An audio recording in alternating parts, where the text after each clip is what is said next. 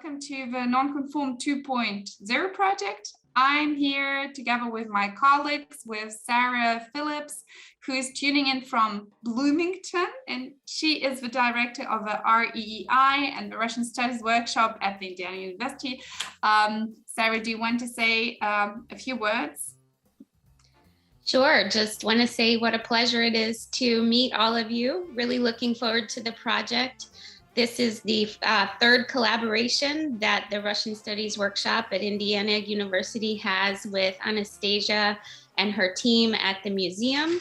And we've really enjoyed working with her, and now really enjoying working with Olga/Helga. And just really looking forward to seeing how this project progresses, working with all of you and learning more about your work. We've been working on different activities to bring Russian and US art experts who have an interest in nonconformist art together.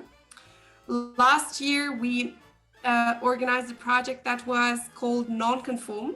That was like the first Nonconform project, and we had 6 artists who undertook a virtual residency. Some of you might know, like for example, Evgeny Fix was a part of this group, and a few other artists. And we asked them to create works that would help to rethink the idea of nonconformism. So is nonconformism possible today in the arts or in culture? When we started this project, the context was very, very different. We started it in 2021. So when we even 2020, when we ended it in August or in July this year, that was a different world. For the second part of the project, we wanted to kind of go a bit deeper and foster some kind of exchange between researchers and curators and let's call them writing people. So the outcome of this project will be a publication with 6 articles which, as we hope, will open up some new perspectives on researching unofficial arts and culture from the Soviet period.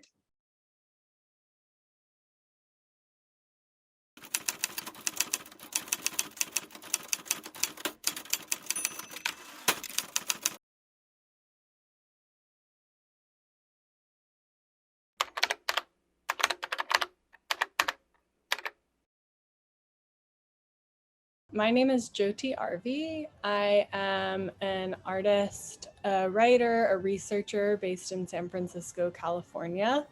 Writing has been a lot of different things. Mostly I write for my own practice. So it is my work in a certain sense, but I don't do writing for other people. I work on my own creative practices, like fiction and poetry, and but I'm also an editor, and so my writing practice is a little bit expanded in that I work with other artists, and I've worked with arts organizations and other small businesses to do editing work for academic papers or social media or stuff like that. So on top of my creative practice, I also have that like editor hat that I put on sometimes.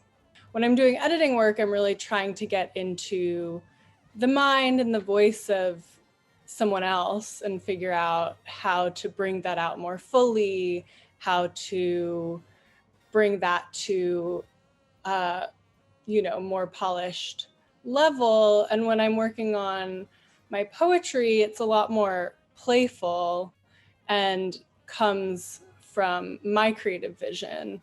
So my poetry process often or always starts with a lot of research. I do a ton of reading, I watch film, I think about things as I take walks. It's kind of just a totally immersive experience where I'm not doing much writing, but I'm just taking in a lot of different voices and perspectives and information. And once I kind of have enough, then I start to move words on a page. I start to take quotes from texts. poems, and it really looks like collage once I start writing, in terms of how I'm constructing a piece, because my poems become very visual.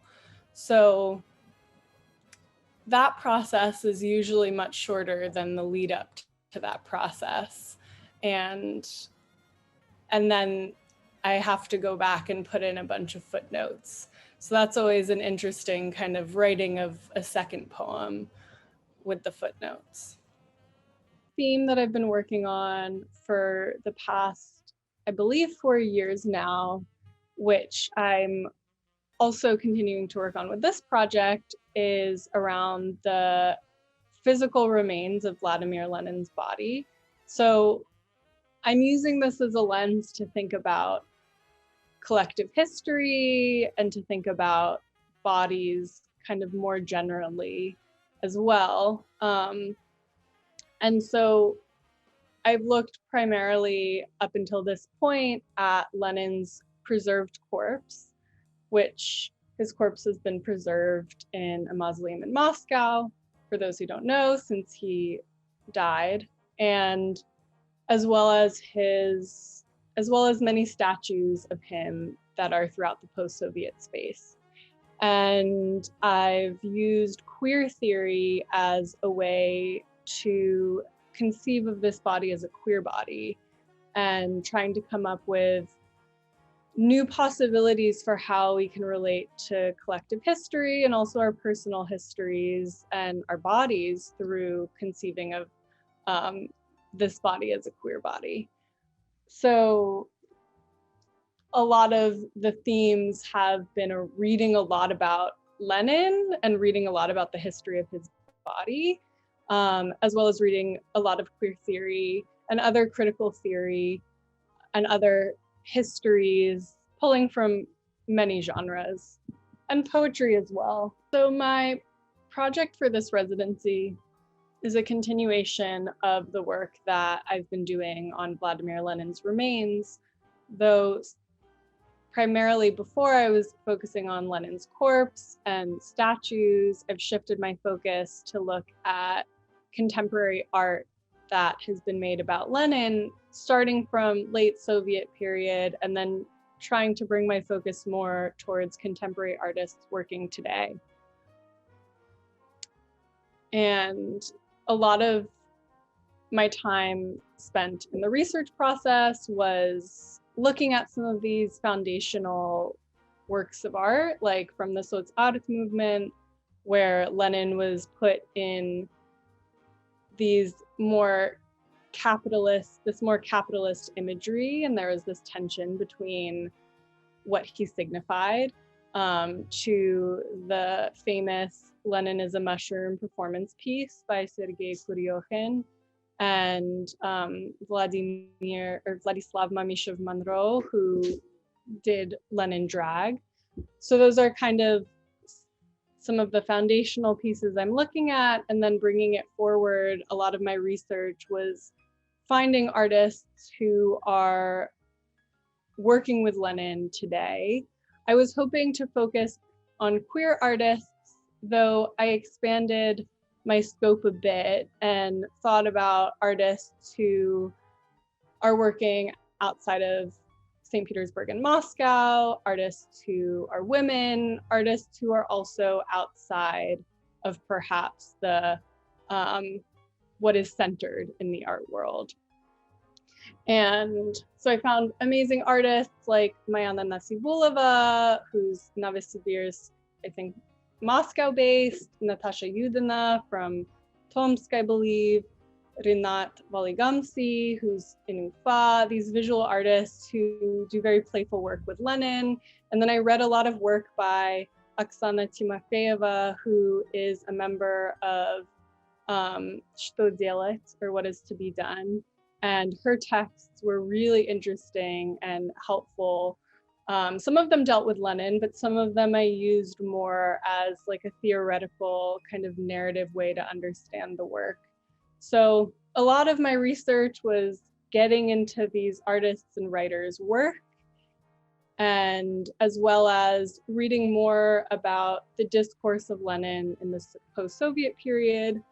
And then because of this foundational work of Lenin as a Mushroom, this performance piece by Kuryohin, I also read a lot of mycology and started to really go with this idea of, okay, what if Lenin was a mushroom? How would that look in a poem?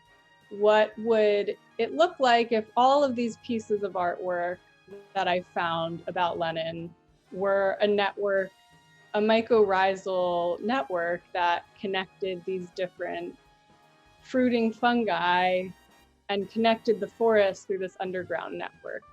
And so that was really the jumping off point for my poem, which tries to in some way create that sense of a lot of different moving pieces that are disconnected or disparate, but somehow connected to each other.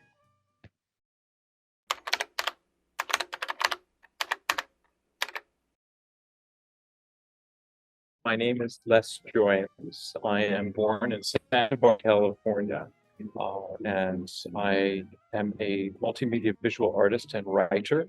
I'm currently a Fulbright Senior Scholar at the Indira Gandhi National Center for the Arts in New Delhi in India. Currently, I am researching the post-Soviet, and I was very glad to be brought into the residency with the Nonconform Museum. And what I'm exploring is memories of the post-Soviet, not collective memories as much as my own memories as an entryway into what the Soviet and the post-Soviet meant to me. As a writer, I first started publishing in 1990, and I was writing about cross-cultural collaboration. And I've done quite a bit of writing for companies and in development of knowledge management. And I'm quite interested in systems. So I very much enjoy writing. It's part of my professional practice. But also when I was in the UK, I was a graduate student at Goldsmiths, and I was invited to write for a art journal called Springer in Vienna. And I really enjoyed writing about art and reviewing exhibitions. I was then invited by Art in America, which is an art magazine based in New York, to write about Japanese contemporary art. When I was living in Japan, I was brought over to Japan in the late 1990s as a Japan Ministry of Culture scholar. Then I was invited by Flash Art to be their international editor. I was flown out to Milan, but I decided at that time I was going to New York. I wasn't going to be based in Milan. I realized that being an artist and writing about art were two different spaces. I spent quite a bit of time to develop that muscle about writing about art and became more and more involved in art criticism. I very much enjoy writing, especially in the space with the Nonconform Museum. I do art criticism.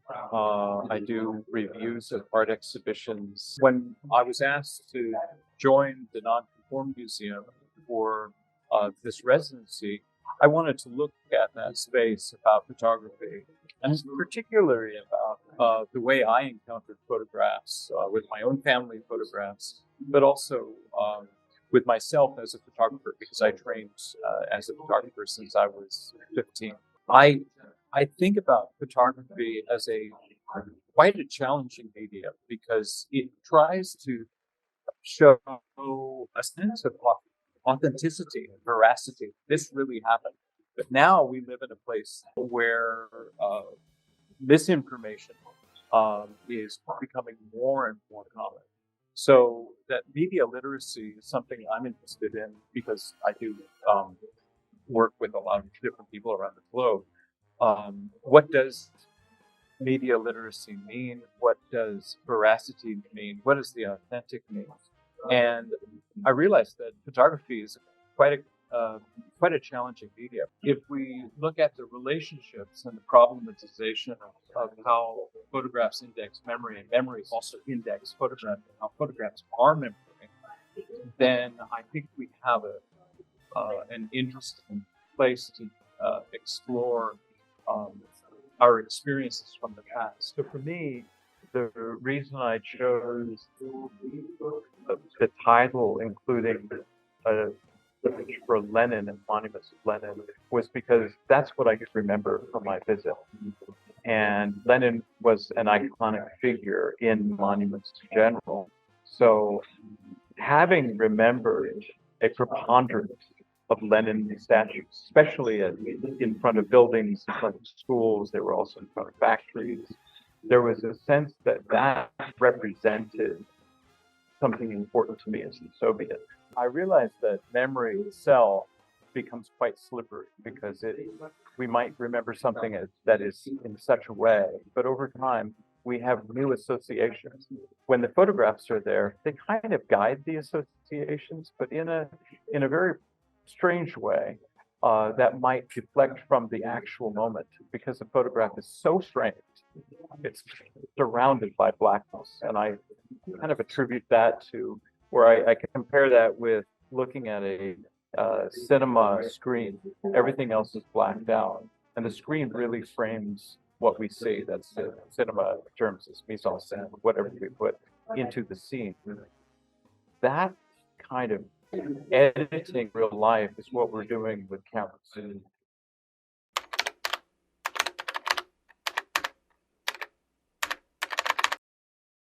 My name is Emily Ziffer.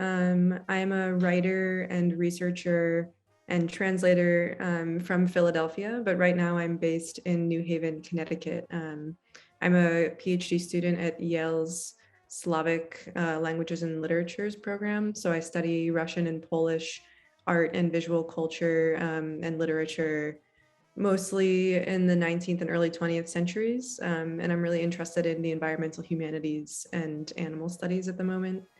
But my background is mostly in fiction writing and more creative kind of prose texts. I did an MFA in fiction from 2015 to 2018 in Colorado. And I still, while I'm doing my PhD studies, have a creative writing practice. I always write at my desk. It's kind of funny. I feel like there's separate spaces that I work best at when I'm doing different kinds of things. So my desk is like sort of my little sanctuary. I have like plants and pictures that I like, and I have this like little figurine of a crocodile that somebody bought me.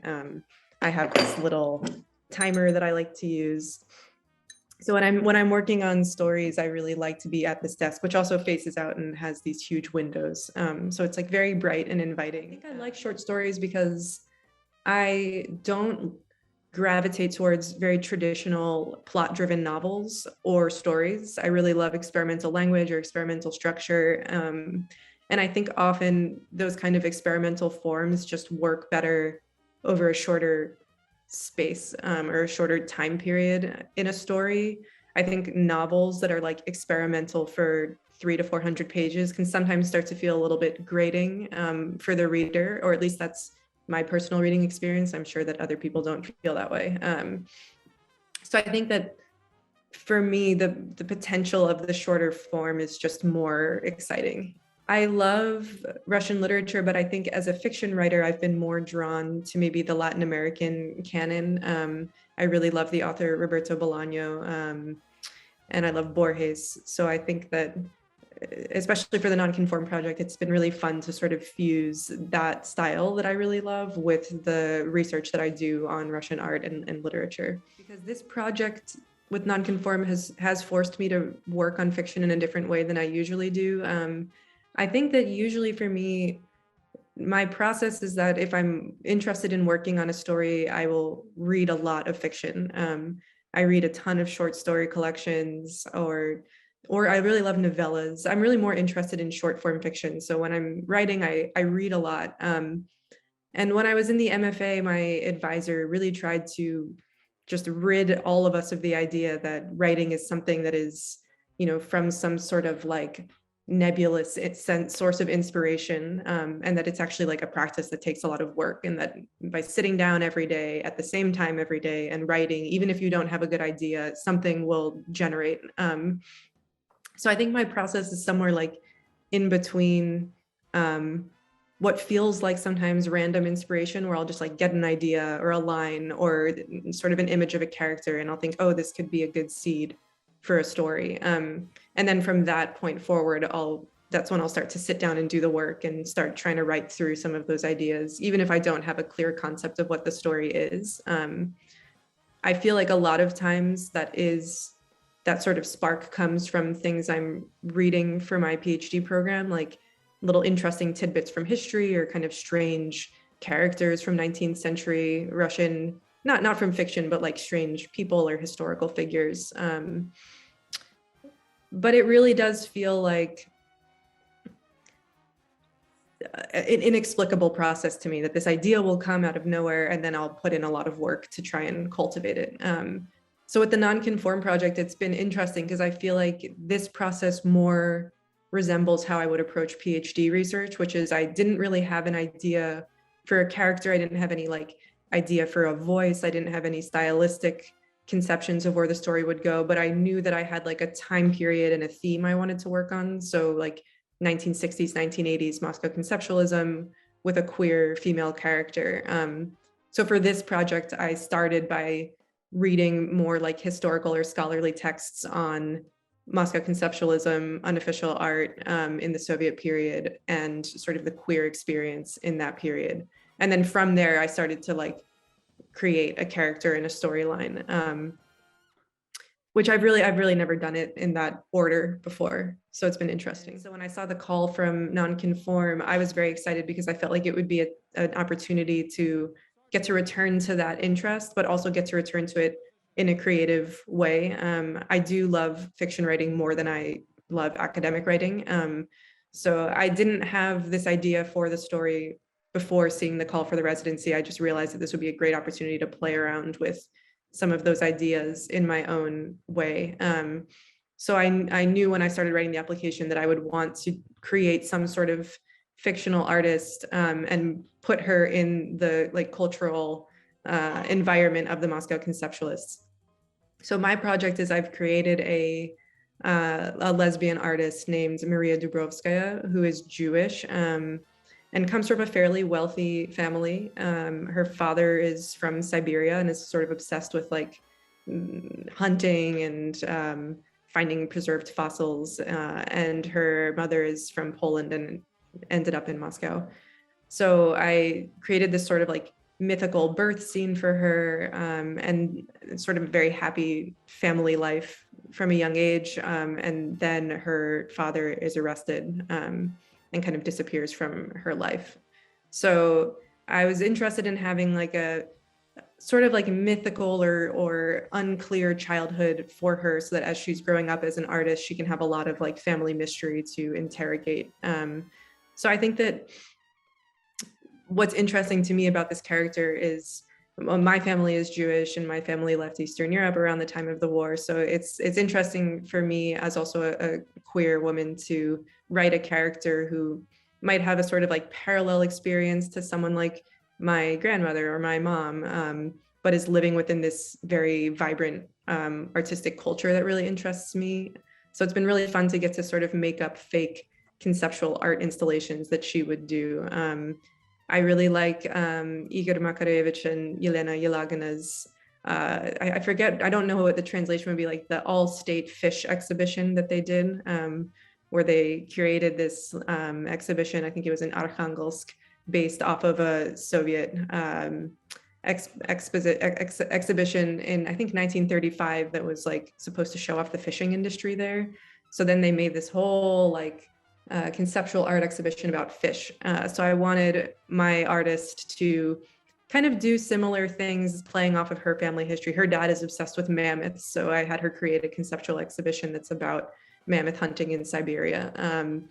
So I guess, you know, kind of selfishly, this project has been a way for me to just take like aspects of my personal life, aspects of Russian history that interest me, aspects of conceptual art that interest me, and make them my own.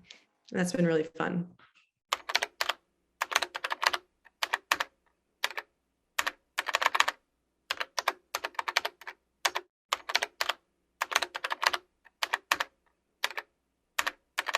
Меня зовут Катя Иванова, я исследовательница. Я закончила аспирантуру Европейского университета и пишу про русский авангард, про институции русского авангарда. И здесь, в этой лаборатории, мы работаем с Настей вдвоем, как дуэт. Мы делаем исследования о женщинах-художницах и искусстве нонконформизма. Собственно, меня зовут Настя Котелева. Я исследовательница, в смысле, я историк искусства, я кураторка и архивистка. И сейчас мы находимся, собственно, в архиве Музея современного искусства «Гараж» в Санкт-Петербурге, где я и работаю последние годы.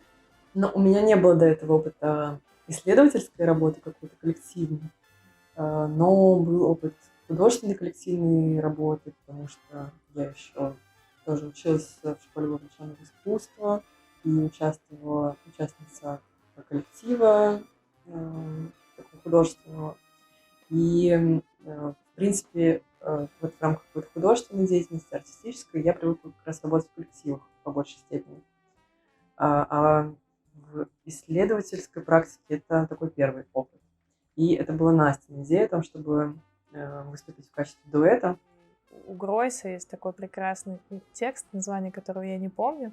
Все, что я помню из этого текста, это как он описывает писательский труд, про то, что это такой ужасный процесс, у тебя все болит, у тебя болит спина, у тебя просто течет пот, ты такой весь, значит, непонятным, ну, какой-то очень непонятной деятельностью занят, физически сложной на самом деле, и такой очень, в каком-то смысле, олдскульный, потому что это такой труд, как бы несмотря на то, что ты сидишь там за компьютером, а не за печатной машинкой, он все равно очень аналоговый такой труд, какой-то из прошлой эпохи как будто. И вот я прям каждый раз, когда сажусь писать, чувствую, что это такое прямо сложное такое занятие какое-то, непростое. Именно физически, то есть вот надо там занять позу, сконцентрироваться. И еще мне очень тяжело формулировать, потому что я терпеть не могу писать. Реально каждый текст — это боль и страдания. Но как бы мне приходится себя разными ухищрениями, я себя заманиваю в эту ситуацию письма. Но это то, что касается каких-то более-менее исследовательских текстов. То есть есть, конечно, какие-то типы текстов, которые писать проще. Я вообще с детства пишу. За первый сборник рассказов я написала лет в 14, наверное. Но, не, на самом деле, я иногда что-то пишу для себя. Ну, вот то, что не относится к исследовательской деятельности, какие-то заметки, зарисовки такие, связанные обычно с повседневными событиями, но не обязательно буквально. Но я сейчас, последние несколько лет я этим мало занимаюсь, потому что я не успеваю. Но кураторский текст, вообще, на мой взгляд, это форма художественного, скорее, текста, и я так к этому отношусь, потому что я вообще ненавижу кураторские тексты, такие, которые как бы мимикрируют под искусствоведческую статью, потому что мне кажется, что кураторская практика отличается от от практики историка искусства, и это очень много про коммуникацию, про то, как строится ваше общение, про то, как ты какие-то вещи находишь в процессе именно вот такого делания руками в том числе, или общения, или чего-то еще. И мне кажется, что это не для всех выставок важно, естественно, но для тех, поскольку я работала часто с людьми, близкими мне по возрасту, и с теми, с кем я действительно много вместе общего времени проводила и все такое, для меня это важно как бы оставить в тексте для этого место. И я люблю, когда и сами художницы, и художники любят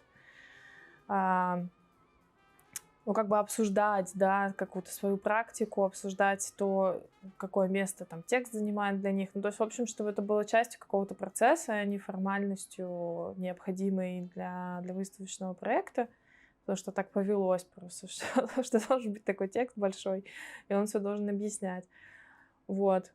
Поэтому, да, мне кажется, что кураторские тексты, они больше про какое-то письмо для меня такое свободное. А академические тексты — это, конечно, такой жанр, может быть, который я не так хорошо знаю, как мне хотелось бы. Я вот еще только учусь писать нормальные академические тексты в какой-то степени. До сих пор учусь. Я не писала художественный текст никогда. Вот единственным исключением стал вот тот текст, от которого мы отталкиваемся в своем исследовании. Это мокюментари о забытой ленинградской художнице. Вот он для меня большое значение имеет, в первую очередь, как текст, да, потому что это был такой первый в моей жизни неисследовательский текст, который я писала. То есть он является отчасти исследовательским, потому что я очень много читала для того, чтобы его написать, и пыталась сделать его максимально достоверным. Но при этом это текст, в котором я позволяла себе различные художественные ухищрения. Вот. То есть это текст отчасти художественный, и мне было очень приятно и очень интересно его делать. Катя давно написала вот тот текст, про который она упоминала, про художницу вымышленную Надежду Перельман. И когда Катя его только опубликовала, я прочитала и подумала, что мне было бы интересно подумать о том, как бы, кто из тех, кто здесь был, в какой-то степени, не то что протагонист этого текста, да, действительно как бы совпадает с этой биографией, потому что мне кажется, что Катя там какие-то вещи угадала, нашла там, понятно, в чужих биографиях, в чем-то еще, но в каком-то смысле нащупала что-то, что до сих пор не описано толком. Так бывает, что ты вот чувствуешь, что какие-то вещи в истории есть, но они не описаны как история. То есть ты это знаешь из каких-то там слухов, не знаю, каких-то косвенных там упоминаний, из каких-то деталей. Ты понимаешь, что вот такой вот вайб этой роли женщины-художницы, которая потом не вполне вписывается в историю, он есть. То есть что эта фигура, она как бы есть, хотя в том виде, в каком она про нее написала, такой художницы быть не могло. И мы это как-то несколько раз косвенно обсуждали в рамках семинара, который Гоша Соколов делает, такой семинар про неофициальное искусство. И, в общем, как-то это всплывало, что и про Кернер бы неплохо посмотреть. Вот Катя, я так понимаю, про Басманову еще в процессе подготовки своего текста начала думать. Вот. И, в общем, как-то вот так это сложилось. То есть это были больше какие-то разговоры и наметки исследований. То есть я давно хотела, на самом деле, подумать про Кернер поподробнее. И просто это какие-то вещи, которые вместе сложились. И показалось, что можно, почему бы и нет, нарастить это дальше. И действительно оказывается, что там, очень много... Даже если копнуть чуть-чуть, то есть, с одной стороны, ты понимаешь, что очень многое сейчас непонятно, и это нужно более длинное и подробное исследование, больше времени там и все такое. Но, с другой стороны, даже сейчас понятно, насколько какие-то даже базовые вещи, в смысле работ, которые можно, в принципе, посмотреть, да, там, корпусов просто работ, каких-то базовых вещей про биографии, которые просто в одно место собрать, которые рассеяны по каким-то разным источникам, что эта работа до сих пор не сделана, и когда ты это видишь, ты думаешь, да ладно, реально призраки художниц. То есть это такая простая метафора, но как бы это реально так. И ты такой, да как так? Что? Почему это так? Это очень странно, правда. Но у нас как-то органически разделился фронт работ. Просто по персоналиям, которые нам интересны в первую очередь. Я больше сейчас занимаюсь Кернер, но я думаю, что у нас будет две основных героини. Это Таня Кернер и Анна Басманова. Вот. Ну и как-то еще мы какой-то другой материал вокруг тоже собираем и просто скидываем, что у нас есть. Ну и встречаемся периодически, обсуждаем, что удалось найти. Изначальная идея была в том, что текст примет форму диалога между нами, в котором мы делимся своими находками, обсуждаем межжанровый текст, да, в котором будет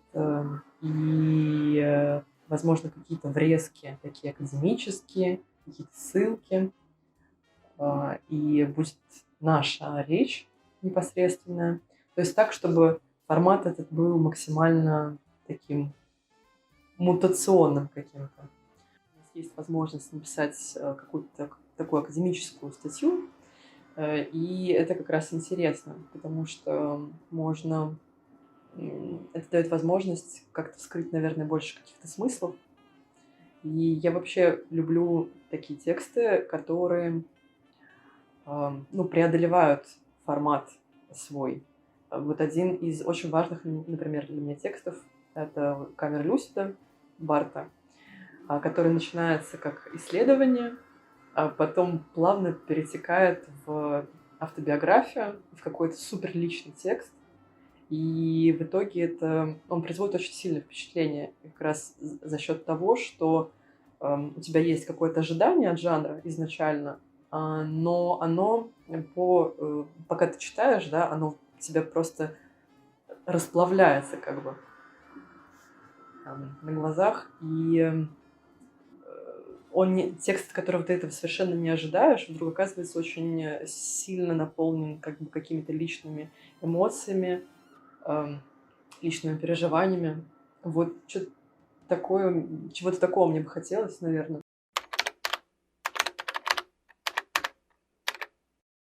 Меня зовут Михаил Степаков.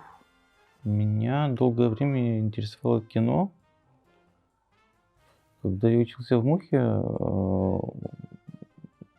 у меня были мысли, что буду исследовать свою деятельность, как-то связывать больше с кино. Я тогда очень много смотрел фильмов.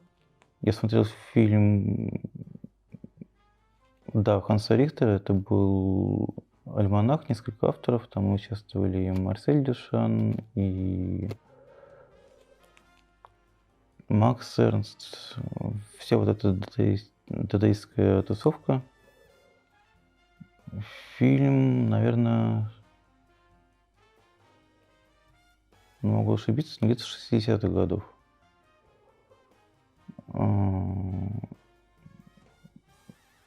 Такое возвращение Ханса Рихтера в то время, видимо. И среди всех участников, которые были включены в этот проект, я обнаружил Тео ван Дусбурга, который умер в 1932 году.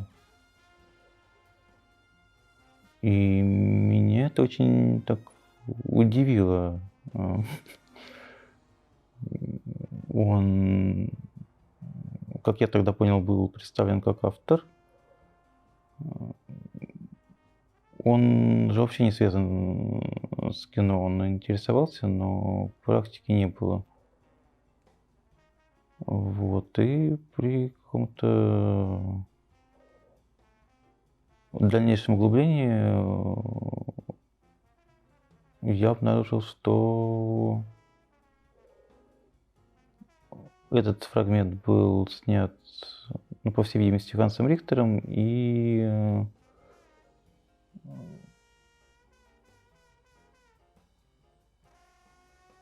звуковое сопровождение заключалось в том, что его вдова Петра ван Дусбург, она прочитала один из его дадаистских стихов. А визуально это какая-то хроника, связанная с ним. И дальше пошло какой-то мост между Тео ван Дузельгом, Хансом Рихтером, Ханс Рихтер дазаист и так далее. Ну, тема основного исследования связана со связями со взаимовлияниями между живописью и кинематографом. Начало 20 века, 20-30-е годы. Форма — это академическая статья все-таки, но само исследование — это вот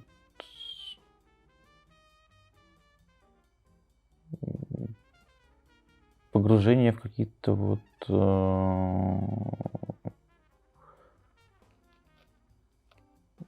взаимосвязи явлений, личностей, взаимосвязи между художниками. Я думаю, что это вот началось с того наблюдения, что и в Советском Союзе, и в Нидерландах, когда были закрыты границы, происходили процессы схожие в своей визуальной составляющей. И вот такого рода параллели меня интересуют. В этом исследовании, которое основное я пишу сейчас, это, наверное, ну, то, что с чего оно началось, это связь между Дузбургом и дадаистами. А в исследовании, над которым я работаю в рамках арт-резиденции, ну, это даже выделено в названии, связь между Ленинградом и Москвой, между некрореалистами и братьями Олейниковыми.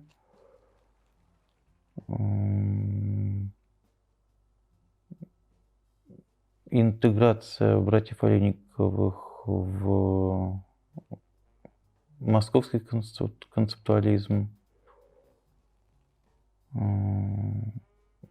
И вот все это общение между двумя столицами, внутри каждого города. Как это все развивалось. Это такой фоновый интерес, который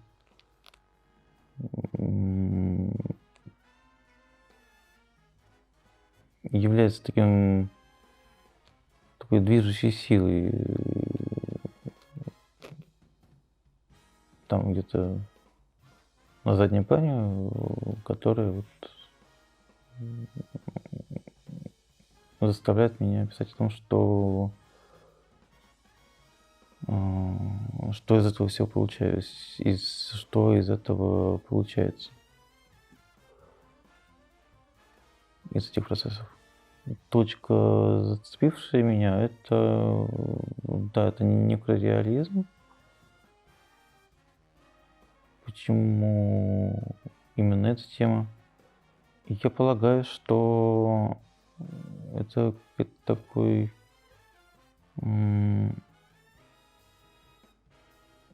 мой процесс, даже мой личный процесс,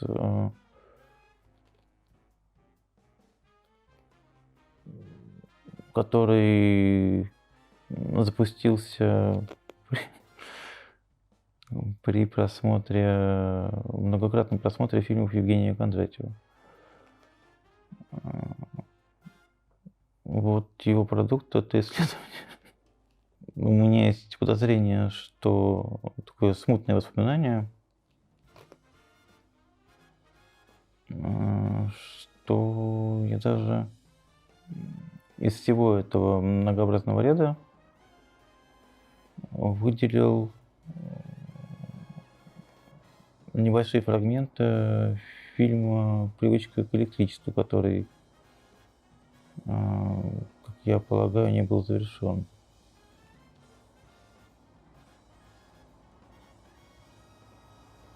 Это сотрудничество между Евгением Кондратьевым и Игорем Олейниковым. Вот я видел титры. И, может быть, еще один фрагмент, который я сейчас не смог найти.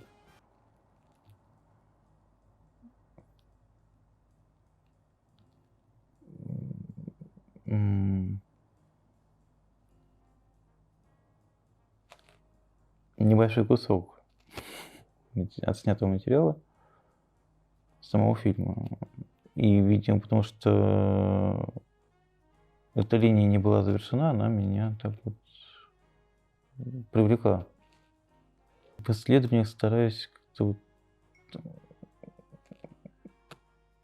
обнаруживается какие-то неточности почти в любой теме и, естественно, стремление эту криволинейность выпрямить.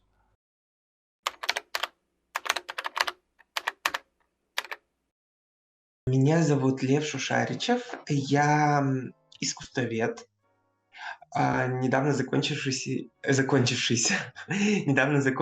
аспирантуру Уральского федерального университета, но еще вот в непонятных отношениях со своей диссертацией, поэтому как бы не остепененный, не остепенившийся. Я работаю в Уральском филиале Пушкинского музея, также известным как Центр современного искусства в прошлом.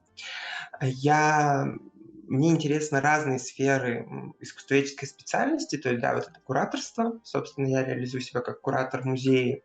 Это, в широком смысле райтер, да, то есть тот, кто пишет об искусстве, и поэтому я, собственно, здесь в проекте, потому что он позволяет как-то расширять свою экспертизу и пробовать в этом смысле. Но это разные тексты, да, это и академические статьи, которые я пишу в рамках своей научной работы, это арт-критика. Я в последнее время стараюсь тоже периодически сотрудничать, например, с диалогом искусств или с арт-гидом, если это получается. Но делаю какие-то такие, может, уже не совсем первые, но все еще робкие шаги. Вот. И это какие-то разные форматы искусствоведческой работы, связанные с публичными выступлениями, высказываниями, например, экскурсионная работа. И у меня есть 2 таких больших опыта, связанных с медиацией в сфере современного искусства на Уральской биеннале. И я заканчивал школу медиации, и это, мне кажется, тоже очень важный опыт, который мне помогает. Ну и какая-то лекционная история и вот так далее. В общем, вот это 3 таких направления больших, с которыми я занимаюсь. Также у меня есть такая вторая часть жизни, связанная с танцем и перформансом, который я пытаюсь тоже параллельно двигать. Но вот эти все идентичности профессиональные, творческие, они находятся в каком-то сложном взаимодействии, временном прежде всего, да, потому что на все время не хватает, и ты их двигаешь как бы потихоньку, да, где-то здесь, где-то там, и в итоге это позволяет балансировать. Но иногда это довольно сложно. В моей научной сфере, в моих академических трудах как-то так сложилось, в том числе, да, из-за синтеза разных моих творческих опытов, я решил, что я хочу и тему свою тоже посвятить синтезу музыки и живописи, визуального и аудиального, и рассмотреть это на примере творчества первых абстракционистов. Конкретно меня заинтересовал Франтишек Купка, такой чешский художник, который потом переехал во Францию. И вот как-то я все пытаюсь раскручивать эту тему. Но параллельно, поскольку, опять же, да, то есть профессия, она такая, хоть мне всегда говорили сконцентрироваться, но вот моя какая-то такая натура, она меня все время в широту разных интересов бросает. Но так сложилось, что тоже это локальные художественные процессы меня интересуют, уральские, в прошлом, не так далеком, да, то есть это, собственно, андеграунд, и как из него потом вытекло современное искусство, и вот какие-то актуальные художественные практики. И работа с художниками. Кураторы разные. Мне, например, очень интересно и нравится общаться с авторами, ходить в мастерские, узнавать, как происходит творческое мышление и процессы каждого, потому что они все очень различны. С текстом, да, я много работаю над ним, в том числе трансформирую свой язык, потому что в какой-то момент понял, что он какой-то громоздкий, ну, то есть я подходил к нему раньше, по крайней мере, как-то неосознанно, то есть вот то, что пишешь, ты пишешь, да, и, ну, как-то там редактируешь, но потом, когда я стал больше работать именно с изданиями, да, и с какими-то вообще проектами, когда больше появилось внешних редакторов, и они мне стали указывать на какие-то моменты, да, на какие-то типичные паттерны моего письма. Я стал это больше анализировать и стараться контролировать, да, избавляться от клише, избавляться от, там, не знаю, каких-то слишком сложно сочиненных конструкций тяжеловесных и так далее. Но, опять же, тут проблема в том, что стоит тебе только расслабиться, как эти все старые привычки, они как бы тут же тебя набегут. Вот. И также в какой-то момент я поддался какому-то такому повальному увлечению, завел свой телеграм-канал, где я тоже пишу какие-то тексты. Это очень интересно, как разные соцсети, разный тип в итоге текста у меня складывается, да, то есть, там, не знаю, Инстаграм, понятно, он более визуальный, но тоже там есть какие-то заметки, Фейсбук с ними там синхронизирован, но там это могут быть какие-то, не знаю, там публичные стейтменты, а Телеграм-канал сложился каким-то относительно уютным, потому что там не очень много подписчиков, и я вот там делюсь какими-то разными мыслями от заметок о выставках, и это такая все время упражнение, да, в формулировании мысли. То есть одно дело просто посмотреть там и с другом обсудить, и другое дело все равно публично это высказать. Опять же, вот с текстом, с любым, да, вообще с любым высказыванием, не только с текстом, я ощутил вот эту сложность и страх на самом деле говорить что-либо, да, страх ошибиться в чем-то неосознанно, да. То есть для меня вот почему-то, если говорить конкретно о деколониальности, вот это прям страх, что я кого-то оскорблю, ненароком обижу, или там сделаю... В общем, я боюсь, что меня обвинят вот в этой какой-то там, не знаю, белой колониальной привилегии. Хотя на самом деле, если так подумать, ну ничего страшного, ну обвинят и так далее, да. Там можно это парировать, можно менять и так далее. Но вот я прям неделю вот в таких прям конкретно переживаниях этого и размышлениях. Ну, сейчас они там чуть-чуть ослабли, я пришел к каким-то выводам. Вот, и если говорить про... то есть это вот отношение с текстом. То есть он разный, он сложный, от действительно каких-то функциональных текстов типа анонсов до... личных заметок через, да, там, статьи и так далее, но это интересно, то есть умение мимикрировать под задачу, мне кажется, важным, и пробовать разное. На самом деле мой процесс написания текста это борьба. Борьба, во-первых, с прокрастинацией и с разными вот страхами. То есть страх, вот, ну, сначала нужно преодолеть этот страх пустого листа, да, чтобы что-то начать, а потом, но это и все время борьба с синдромом самозванца, да, ну, то есть ты все время как бы понимаешь, что ты недостаточно экспертен, чтобы как бы писать этот текст, но ты все равно его пишешь, да, и тебя как бы, ну, то есть, вот, ну, правда, то есть у меня это все время, то есть я сижу и такой, боже, что это за вообще хрень, мне не нравится, это недостаточно, там, не знаю, профессионально и так далее. Потом там читаешь спустя какое-то время, такой, боже, что за чудесная статья, как бы вообще-то полезно.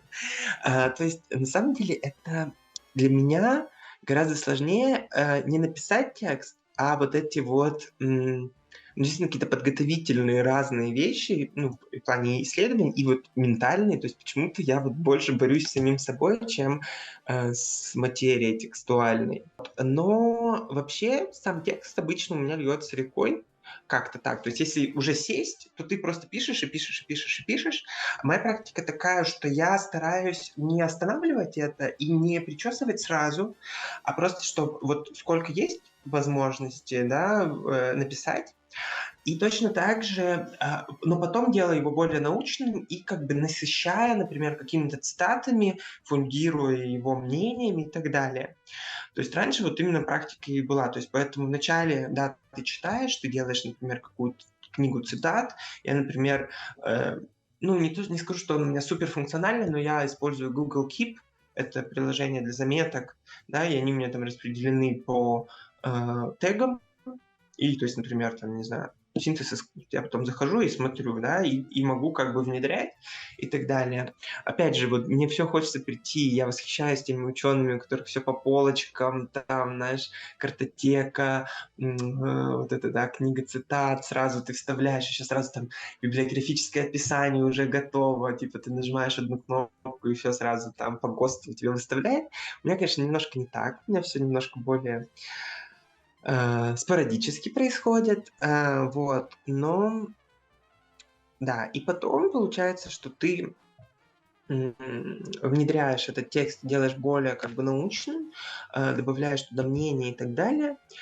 Но для меня я еще понял, что очень сложный процесс вот редактуры в плане, когда нужно вообще структурно все перерабатывать. То есть я очень часто сталкиваюсь вот со следующим этапом, то есть ты когда вот только преодолел и создал какой-то текст, потом такой выдыхаешь и ждешь правок, и потом вот внести правки для меня тоже очень сложный процесс. Это по сути как написать второй текст часто. Итак, проект исследовательский. Сейчас его название звучит как коммуникативные стратегии первых выставок и объединений Свердловского андеграунда. Хотя тут, наверное, можно убрать слово «первых», ну, просто выставка объединения Свердловского андеграунда. Потому что, мне кажется, там, ну, не то, что там, где первые, там и последние, но, в общем, я как бы сложно вот здесь с временным каким-то отсечением. Я пришел к нему тоже, мне кажется, довольно органично, и вот здесь как раз на этом тексте хорошо видно, как смешиваются какие-то кураторские и исследовательские интересы.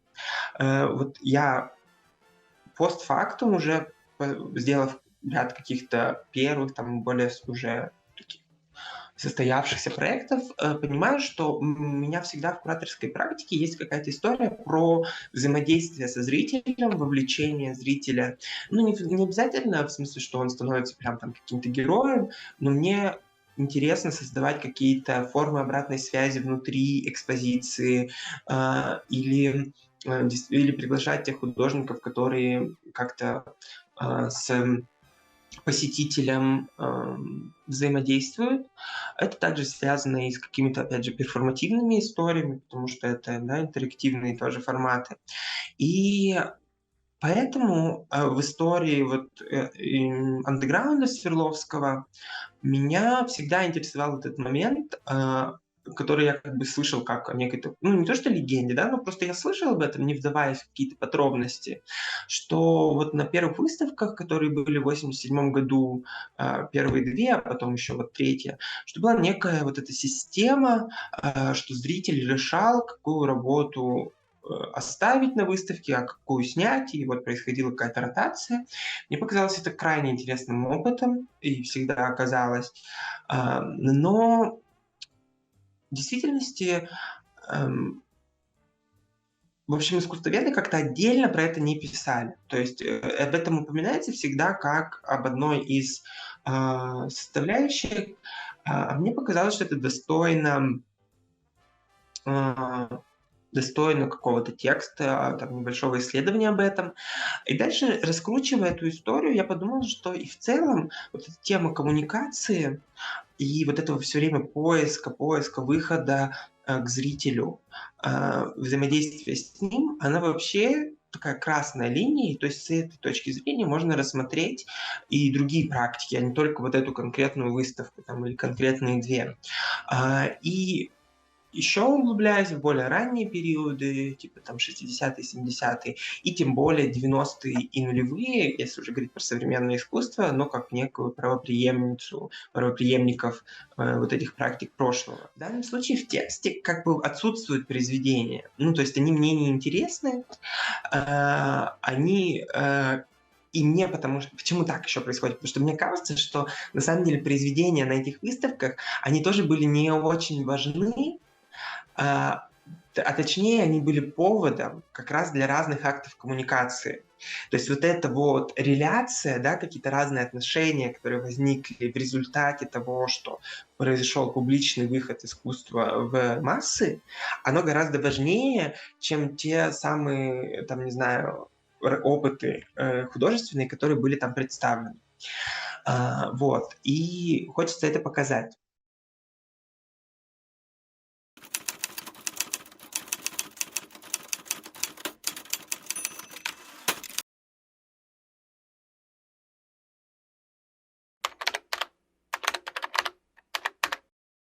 My name is Maria Zavyalova. I work currently at the Museum of Russian Art in Minneapolis. I'm curator and head of collections and exhibitions. I've been working here for more than 12 years and just working, curating exhibitions, organizing and receiving donations to our collections and doing educational work as well. I originally come from St. Petersburg, and before I came here in 2001, I worked at a publishing house. I translated, I wrote things, and so I did a lot of literary work. For this project, I was invited to participate as an editor. And this is something I'm familiar with. I worked as an editor in the 1990s, and I edited works that were written in English. And that work was quite fascinating to me because the three texts, unlike, I also read our Russian contributors, Russian language contributors, that tried to respond more to the theme of the project as researchers and as academicians, and our English contributors are more, or American, more along the lines of creative writing. So one of the pieces is a poem, then a story, an invented story, and a memoir. So three different genres, and it was quite fascinating to read them. My editing work was not very difficult because with creative writing, you can't really dictate the author on how to phrase his or her thoughts. But some things, for example, things that deal with, realities of Russian or Soviet life, and all of them referred to that. So there, I could be of help to them. Меня зовут Арсен Мирзаев. Сейчас я нахожусь у себя дома. Начиная с начала 90-х годов, работал в различных издательствах, ну, прежде всего, Петербурга, там, начиная с издательства «Северо-Запад», там, «Азбука», «Амфора», вот «Лимбус Пресс», с которым я, наверное, больше всего сотрудничал, там, и в штате, и вот сейчас за штатом я продолжаю делать какие-то книги. Меня пригласили в этот проект для этого сборника, прежде всего, как редактора, но поскольку у меня довольно большой опыт работы в различных издательствах в качестве редактора, ну, в каких-то книгах я принимал участие как там автор предисловия, послесловия, составителя, комментатора и так далее.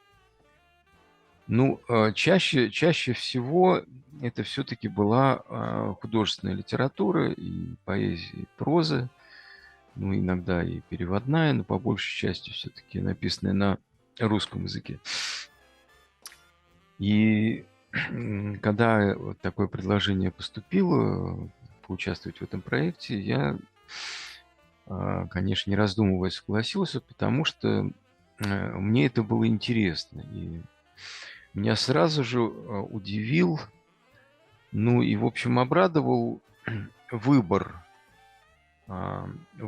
авторов, участников, потому что очень широкий охват направлений современного искусства. И несмотря на разный уровень текстов, которые мы увидели, ну, в конце концов, для этого и существуют там редакторы и корректоры, чтобы какие-то вещи увидеть, исправить или хотя бы подсказать, как сделать так, чтобы это там лучше звучало на русском языке, чтобы было меньше повторов, как можно меньше каких-то штампов.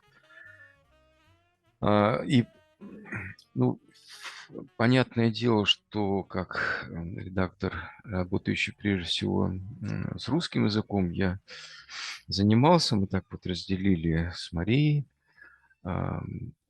Я больше занимался нашими тремя авторами, пишущими на русском языке. Но меня поразили и наши американские участники. Usually, as an editor, you work with texts, and quite often, what this virtual residency brought to the process for me was our Zoom meetings, because usually strange as it is, usually I don't have that many contacts with the writer, or in the past. It was harder to, especially if people lived in a different city, in a different place, that would have been impossible, right, before Zoom. And now it's so easy to, to meet and to talk in person. So that was actually good. And also working with texts, but also having Zoom meetings with authors brings a lot, I would say it makes a relationship between the editor and the author less formal, strange as it is. Because if you just work with texts, you receive the text, you edit it, and you give it back to the publishing house, or sometimes to the writer. It's mostly to the publishing house. And in the past, when I edited some texts, I didn't even ever meet people who wrote those. So this virtual residency is actually less formal, more informal, more lively, and gives a chance to turn this editor-author relationship into a more personal thing, which is great.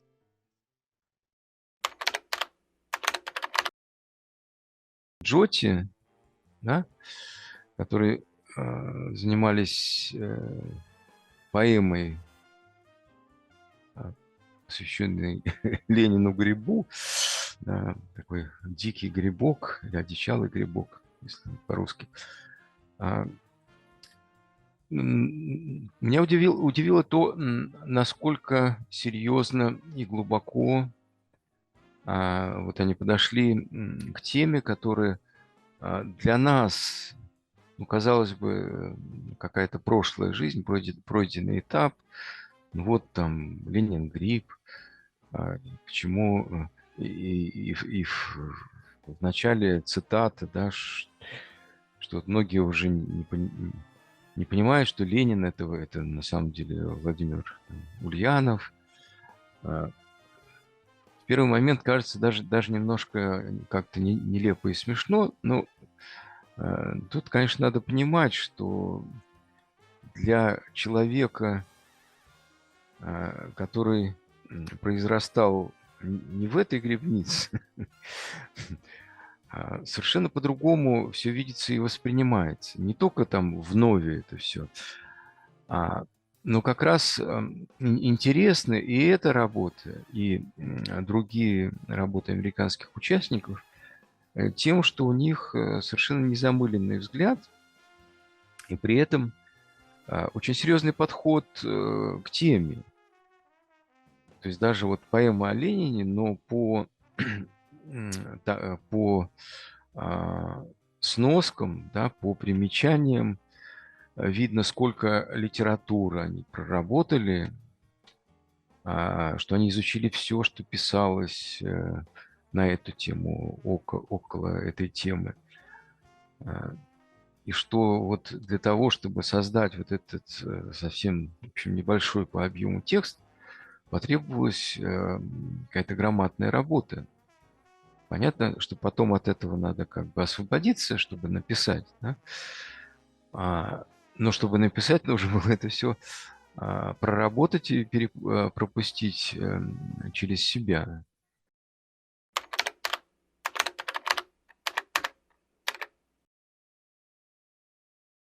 For me, it's also exciting to do this project because I've been able to share a lot with friends and collaborators about some of the art and artists that I've been finding. And so it is a way to also kind of pass on this knowledge more. I've so enjoyed my experience in the residency so far.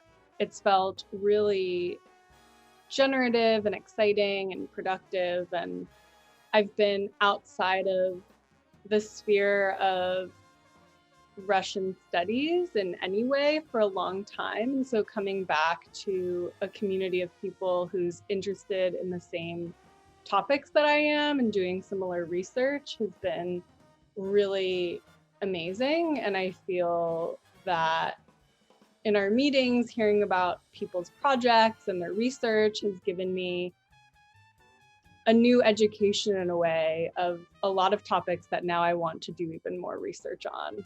And so it's also been just lovely to make connections with everyone.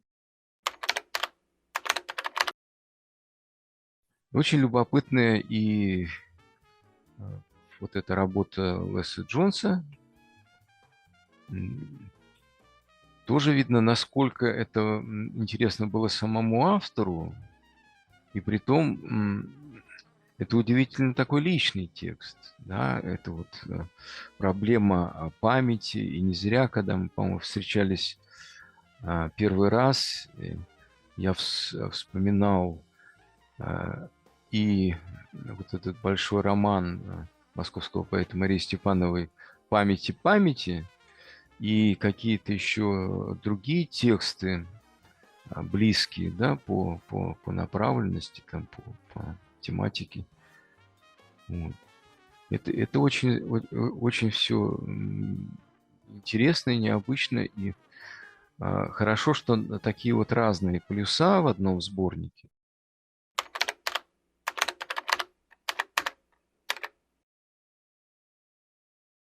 The writing process is about finding a space, like in my painting, like in my sculpture, finding a space that I like working. For me, I like working in cafes. I'm in a cafe right now in New Delhi. So I sit here at my table every day, write about my memories of the Soviet and the post-Soviet. And perhaps what I was looking for was connection. And perhaps even though I was looking for connection when I was in Leningrad, because I wasn't allowed to talk to people. And perhaps that's what we do as human beings. We look for ways we can connect, we can share. And when we're talking about the Soviet, I wasn't interested in talking about monuments, monumentality, what's happening in the United States with monuments. The idea of, the idea of history cleansing, I think that's interesting, but that for me would be part of a different type of writing.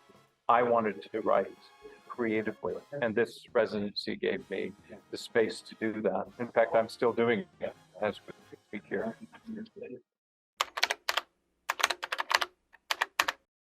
Emily Ziffer's is a story. it's an invented story about a Soviet era nonconformist woman artist who has problems with her gender identity and takes time to figure out, especially in the Soviet situation, to figure out who she is, who she likes, what her identity is, what she likes to do as far as a professional person. And for me, what was that struck me as an achievement in that story, that even though Emily never lived in the Soviet Union, but I think one of her research areas is Russian and Soviet literature. And she managed to convey the zeitgeist of the era. Because I read stories, memoirs of Soviet era artists and writers, and just people who wrote about their Soviet childhood and Soviet past. And she managed to get this sense of the time. I don't know, probably it's what her talent as a writer helped her to do.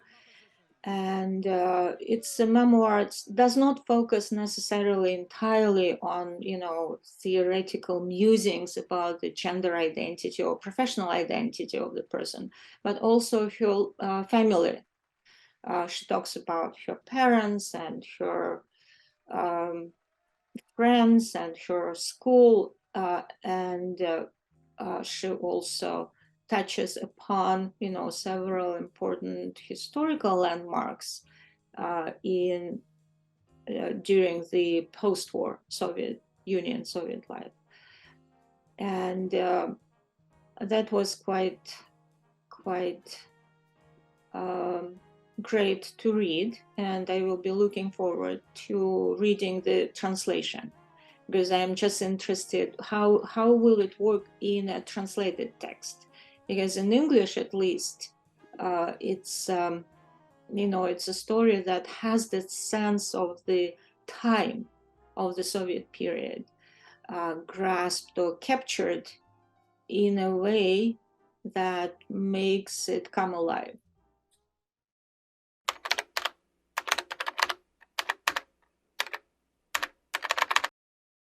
This is my first virtual residency, and it's been very rewarding for a few ways. Well, I've really enjoyed the community aspect of this program, getting to know other Russian and American writers who are interested in this same kind of, I guess, at least in the US, it's a very niche interest to be interested in a non-conformist Soviet art. So that's been really great to expand that community. And I think it's nice. I'm assuming all of us in the program are also working and have a lot of other stuff going on. And it's nice to feel like there's an official reason for me to be working on a creative project. That's put a lot of pressure on me to actually deepen my own writing practice. And that's been both great, and it is honestly a little stressful, because I think that the benefit of an in-person residency is that you usually disconnect from your entire life and devote all of your energy to this one project. And with a virtual residency, it's more that the challenge is really forcing yourself to integrate writing time into an already busy daily schedule. And I think there's a huge benefit in that, because if you're someone who isn't working full-time as a writer or an artist, oftentimes the time you would dedicate to a creative practice get thrown out the window when other things come up, and you can't do that when you have a residency requirement. Первый текст, с которым я познакомился, это было интервью, текст, построенный в виде интервью Анастасии и Екатерины о двух забытых, полузабытых художницах. Мне сразу он очень понравился, и тем, что он вот настолько продуман, и очень точно они нашли форму подачи в виде такого разговора между собой, свободного, но в результате дающего такую какую-то объемную или даже стерео какую-то картину.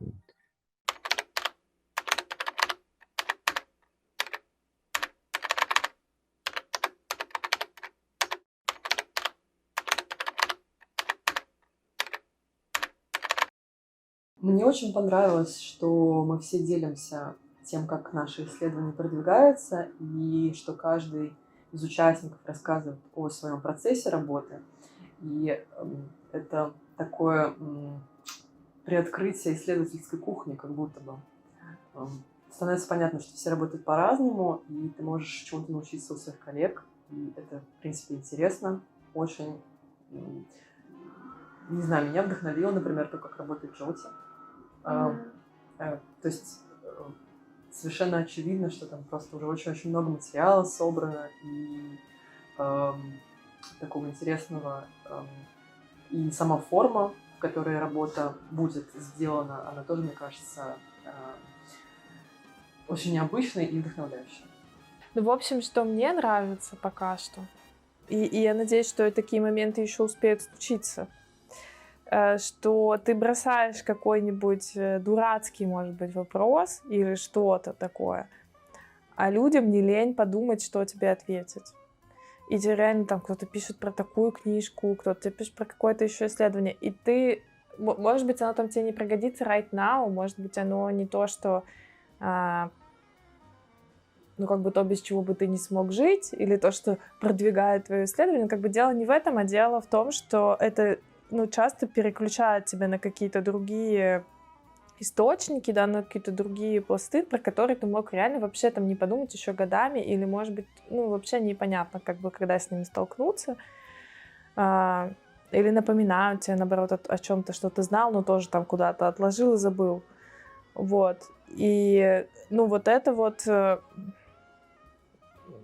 бы готовность, что ли, ответить на какие-то твои, может быть, временами пространные размышления, это очень приятно, реально, потому что, ну, это какую-то энергию очень большую дает, что ты такой, типа, сидел, типа, о, книжку читать, опять статью читать, фу, не хочу, ничего не буду делать. А тут так тебе, типа, хоп, и ты такой, приятно.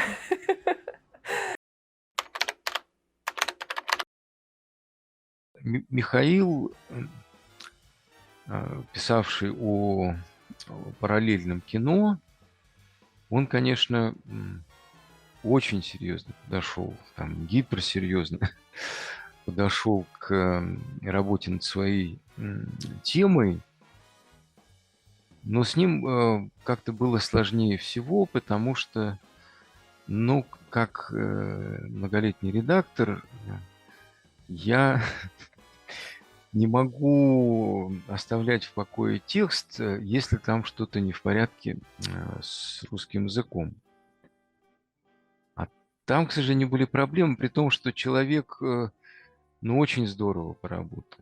И все это очень интересно, и подробно, и такая вот хроника, и сколько он там взял интервью, сколько он проработал материала. Это потрясающе. Вот, но все-таки как-то ему, видимо, самому нужно больше работать над своим языком, над подачей. Но все равно это очень интересно. I was quite interested in what Lev Shusharychev wrote about the Sverdlovsk underground and the artists that he mentions and the exhibitions he describes there. I myself come from St. Petersburg, that was Leningrad, and in a way, I was part of the more literary, we called it like probably second culture or underground. I wouldn't call it underground. It didn't feel like it was underground. By the second culture, more of a philosophical and literary circles. And I met people from Moscow, from Pskov. We were friends with unofficial poets and writers from Pskov in the 80s. But and I know some literary figures from Yekaterinburg, from Sverdlovsk, but I didn't know much about the art scene at that time, late Soviet era. And that was, I even did a little bit of my research, because, you know, that was a story, just words, and I wanted to see the images and the pictures, and found a lot of interesting images and things and stories about the artists of the late Soviet Sverdlovsk art scene, and even had the idea of possibly having an exhibition here at our museum that inspired me to focus on on non-Moscow and Leningrad artists from the time.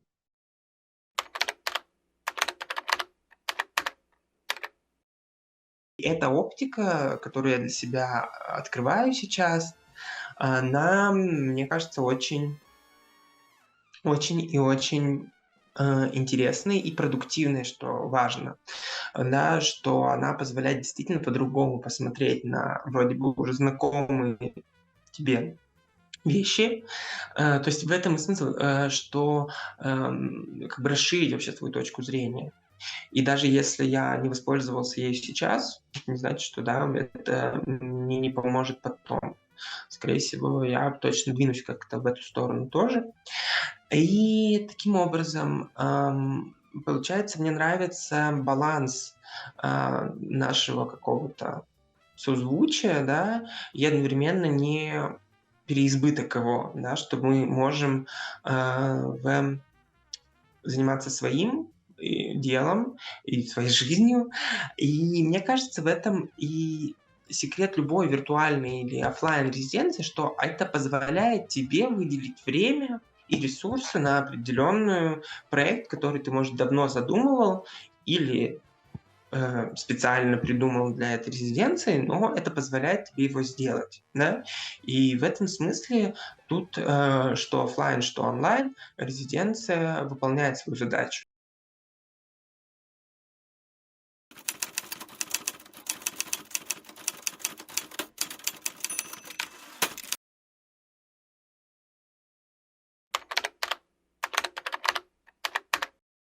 I think we need to certainly keep, especially in this country, keep the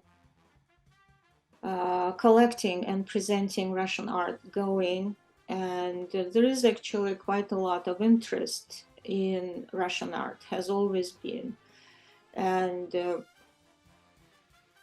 as far as nonconformist art, you know, this is really what it is about now. Probably, you know, in the situation we are at now, all Russian art is nonconformist in a way. So there is this very sharp division of conformist art and nonconformist art. And if we didn't call it conformist art, so probably now the division, the divide will reposition itself, and we can talk about conformist art and all the rest of the art, other art that would be speaking from freely from the mind and from the heart. So it's like the division between conformist and nonconformist is changing. Этот сборник, мне кажется, может даже какую-то новую струю привнести. Потому что настолько разнообразный и объемный материал и зачастую необычная подача, я думаю, он сразу должен обратить на себя внимание.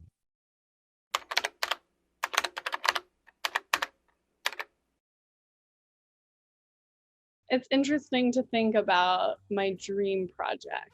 I think I have multiple dream projects, but something that is one of them that's connected to this work is I'd love to create a book. My goal, and I'm planning on doing this, but obviously if I had a couple years to just focus on this, that would be the dream. My goal is to create a collection of Lenin poems and to publish that in a book. And I have a bunch of ideas for directions that could go, but oftentimes for me, I need to finish a poem before I really know what's next.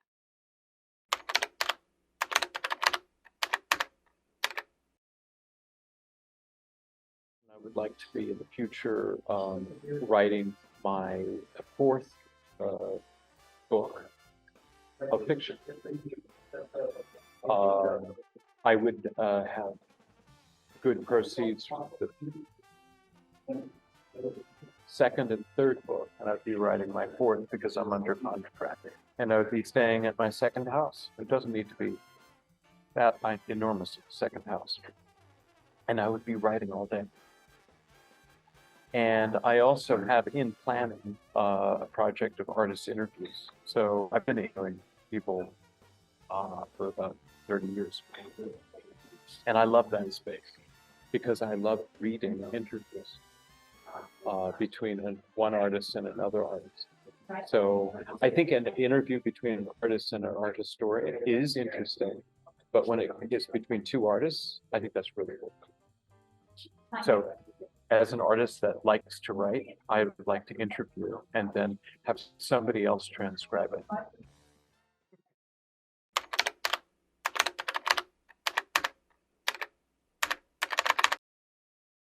Though I am in a PhD program, being a professor is not my dream job. My dream life would be I have somehow enough money to open a bookstore / artist space / artist residency / cafe in Philadelphia, where I'm from. I think that the city could really use it. And also I love being in bookstores and galleries and creative spaces. It's something that I really miss while being a graduate student, because being a PhD student or just working in academia is very isolating. You do most of your work just sitting in a room alone. So I just love, anytime I go into a bookstore, I can stay for hours. And so I've always just harbored this dream that maybe one day I could have enough money to start my own projects that could really bring the community in and host like events and readings. And in that dream life, I would also be writing a lot and having the time and energy to work on long-term projects. More realistically, I have been working on a collection of stories that are based off of my experiences living in Russia. I guess it's sort of auto-fiction-y, but I'm interested in kind of the experience of being not even just an American in Russia, but really anyone who is living in a new country and sort of grappling with how your identity shifts when you're operating in a different language at all times. Those questions really have always been interesting to me.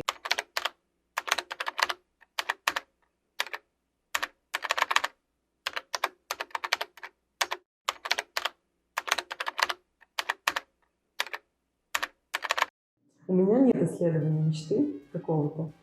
И на самом деле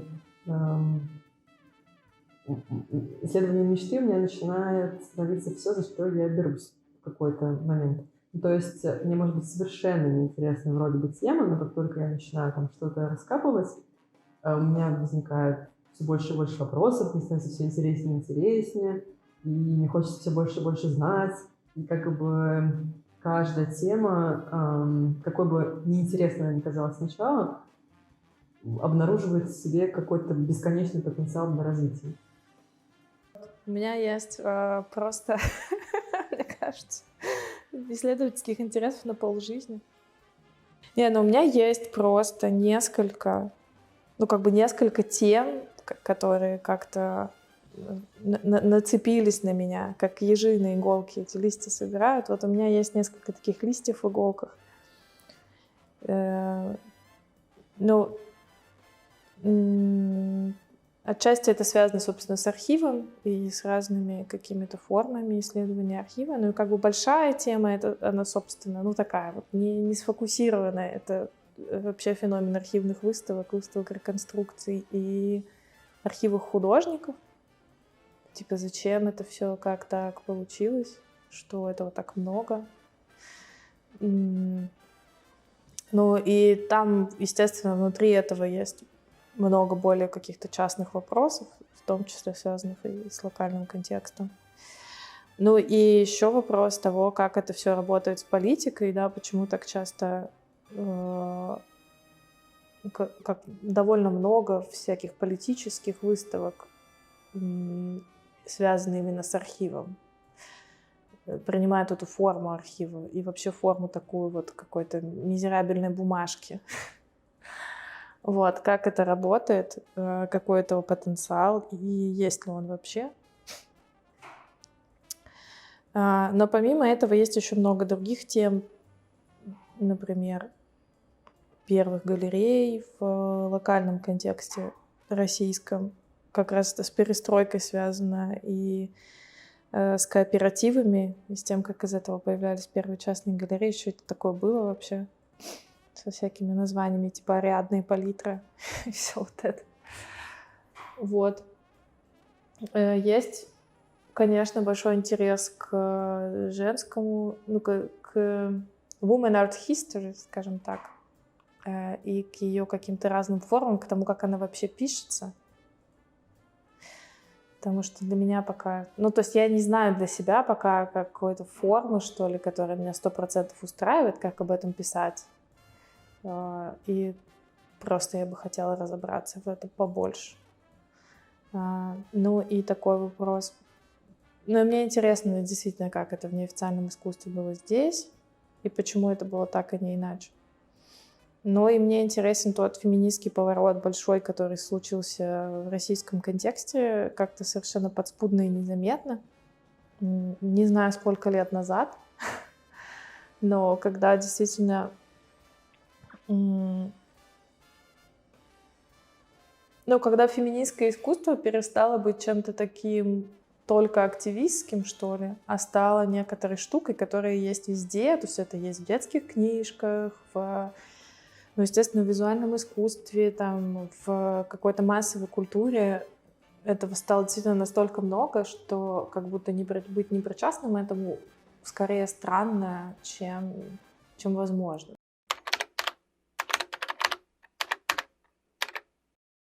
В какой-то момент этого исследования я заметил, что оно связывает какие-то все мои предыдущие интересы.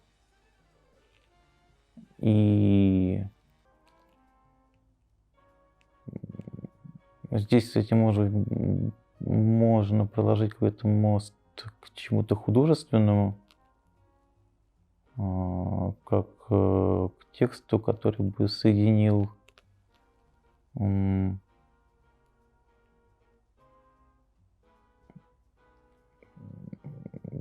какое-то такое переплетенное, плотное и в какой-то степени запутанное целое вот те интересы, к которым я обращался в прошлом и, может быть, в будущем.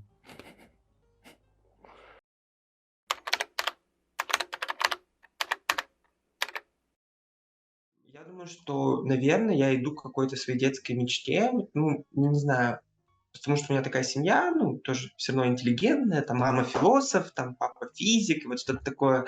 И вот эта история про то, что написать книгу какую-то, это какая-то такая мечта интеллигентного ребенка из какой-то среды интеллигенции, пусть и не богатой, да, то есть мы очень так скромно жили в маленьком городе.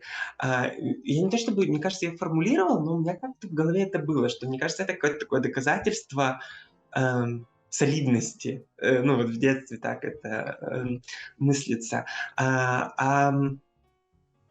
Не знаю, не то чтобы я сейчас там в процессе написания книги, но, по крайней мере, я гораздо ближе к этому, чем когда-то, да, раньше. И вот пробую это все писательство на вкус, и какую-то уверенность испытываю в этом большую, хотя и столько же сомнений. Сейчас важными могут оказаться очень разные вещи и в стихах, и в прозе, не знаю, и какая-то очень тонкая драматургия, лишь бы это было не пустое чтиво. Ну, иногда и это нужно, да, чтобы отвлечься, но для того, чтобы заниматься вот каким-то жизневыдерживанием и продолжением своего дальнейшего пути, чтобы у тебя для этого были какие-то внутренние силы,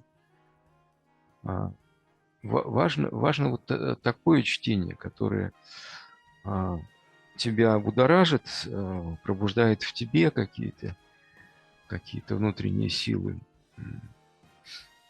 и может тебя на что-то подвигнуть и в собственном творчестве, и в работе, в чтении очень серьезных и важных текстов, потому что серьезные книги — это всегда серьезная и тяжелая и радостная внутренняя работа.